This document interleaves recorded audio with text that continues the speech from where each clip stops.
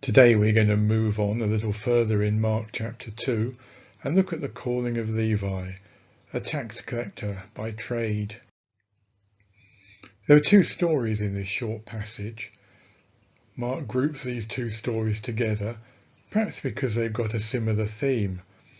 He briefly recalls the calling of Levi, and then he tells a quick story preserving a very memorable saying of Jesus. But when we read this passage, we also see the heart of Jesus for people on the margins of society, for people who broke the religious rules of the time. And we also see why the good news of Jesus in those days so differed from the religious messages of that day. Our reading is Mark chapter 2, verses 13 to 17. Once again Jesus went out beside the lake. A large crowd came to him, and he began to teach them. As he walked along, he saw Levi, son of Alphaeus, sitting at the tax collector's booth. "Follow me," Jesus told him, and Levi got up and followed him. While Jesus was having dinner at Levi's house, many tax collectors and sinners were eating with him and his disciples, for there were many who followed him. When the teachers of the law, who were Pharisees, saw him eating with the sinners and tax collectors, they asked his disciples, "Why does he eat with tax collectors and sinners?" On hearing this, Jesus said to them, "It's not the healthy who need a doctor, but those who are ill. I've not come to call the righteous, but sinners." So how did Jesus treat people? If Christianity is correct in its confession that Jesus is indeed divine, which it is of course, then Jesus' treatment of individuals is perhaps one of the most important parts of the gospel message. An interesting thought, this. Why? Because the way Jesus treats people indicates how God feels about us. And it's the most personal aspect of what the Gospels say to us. And when we do read the Gospels, we can only be impressed by the way Jesus treats people. And we have to be challenged to imitate that in our love for those around us.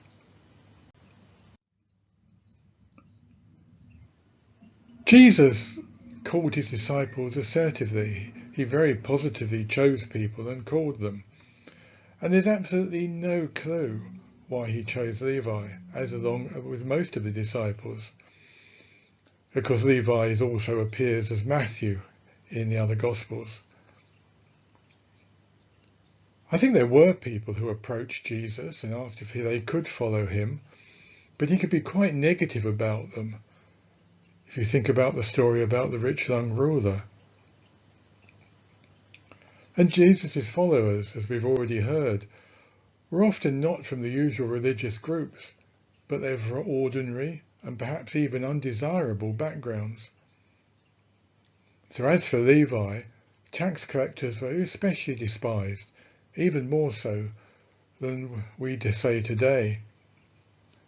They bought their franchise to collect taxes from the Romans, and then they could charge whatever they like and keep the profit, and they were notoriously dishonest. They were, of course, seen as being collaborators with the Romans, and even if the average Jewish citizen wasn't a zealot, a violent objector to the Romans, they weren't too keen on tax collectors. And then the tax collector had the problem that working with the Romans and being involved with Gentiles made them ritually unclean, so they couldn't be part of Jewish society. And hence they were at the lowest of the low, associated with prostitutes and sinners, and their social circle must have been limited to other religious and social outcasts. But Jesus goes and has dinner with Levi. Perhaps you might also remember the story of Zacchaeus. What did Levi see in Jesus? Probably he was spiritually and morally hungry. Just the money he was making had left big gaps in his life, perhaps not dissimilar to a lot of people today. And he heard the message from Jesus that God does not despise sinners, but he loves them, and he invites them into table fellowship with him. Now, our Western culture doesn't really understand the significance of fellowship around a table, much as we do like our bring and share lunches and been missing them during the pandemic. In Jesus' day, sharing a meal was a deep sign of acceptance, and it went really beyond the food. It was really a sign of social acceptance. So Jesus here is making an intentional action, proclaiming a radical image of God loving sinners, which was so different from the normal religious approach. This sort of image is picked up through the Gospels and through the New Testament, and it particularly comes up in the last days and the great banquet at the end of time, where the religious of the day believe that the unrighteous will be excluded from heaven and the great banquet. But Jesus says that God will include the outcast and sinners, and sometimes the righteous will get a bit of a surprise.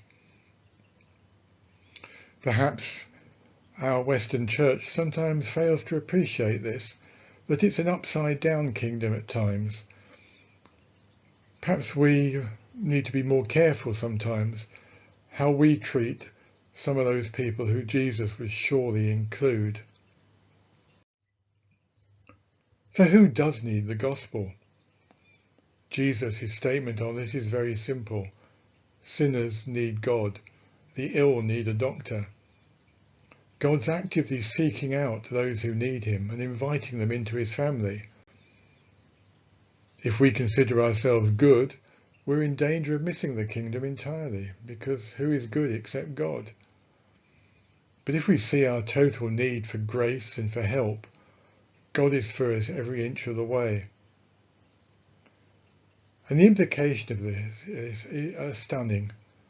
For Christianity is a relationship with God, a relationship with a God whose heart is drawn towards the sinful, the broken, the outcast and the excluded. Of course, as Christians, we still need to talk about God's holiness and judgment on sin. We need to do that tactfully and carefully. But if we see God revealed in Jesus, then we see a God whose mercy seeks out the very sinners who have offended his holiness. And he bore the price of their rescue when Jesus died on the cross. On a practical level, what are the implications of this gospel passage for our own churches and ministries? Do we sometimes worry that we're not being Christian enough? Well, maybe we ought to look at Jesus. Would he be more likely to be found in a church or at a bar? Would his friends be the preachers, or would they be the prostitutes? Does he send us to find people to put them in a church, or does he send us to find people who need love and to love them? It's very sad if we change Jesus into someone who would never have called someone like Levi Matthew, who certainly wouldn't have eaten with people like that, and eaten with sinners. Jackson Browne once recorded a song called The Rebel Jesus, written from the perspective of a non-Christian, but Jackson Browne's often very thoughtful in his lyrics.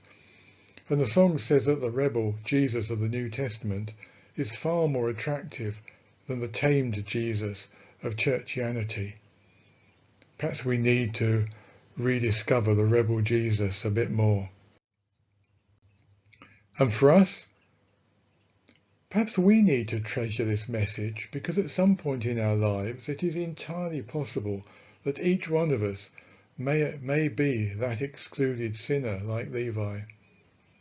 There may be a point when our lives have fallen apart, when the churches no longer welcome us, we're beyond the pale, and people talk about us in the past tense.